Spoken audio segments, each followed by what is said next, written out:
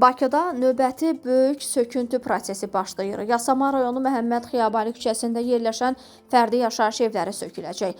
Artıq bu ərazidə yaşayan sakinlərə rəsmi bildirişlər təqdim olunub və evlərin boşaldılması üçün hazırlıq mərhələsinə start verilib. Söküləcək evlərin divarlarına xüsusi nömrələrlə işarələr də qoyulub.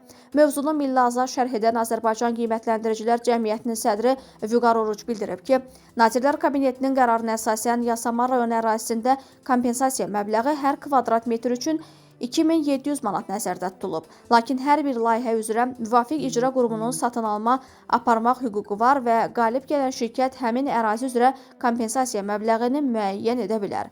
Bu variant daha uyğun hesab olunur. Əgər sözügedən ərazidə söküntüdən sonra yaşayış binaları tikilməyəcək, yalnız magistral yol genişləndiriləcəksə, bu halda vətəndaşlara kompensasiya ödənilir ki, onlar digər ərazilərdə mənzil əldə edə bilsinlər. Nəzərə almaq lazımdır ki, həmin ərazilərdə daşınma əmlakın qiymətləri daha yüksəkdir.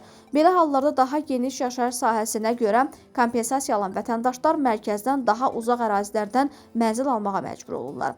Sədr qeyd edib ki, bu kimi problemlərin həlli məqsədi ilə Azərbaycan Qiymətləndiricilər Cəmiyyəti təklif edib.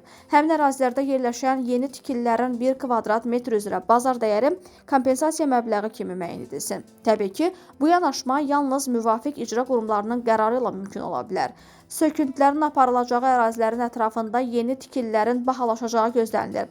Köhnə bazarın sökülməsi ərazinin bazar dəyərinin və ümumi əhəmiyyətinin artmasına səbəb olur.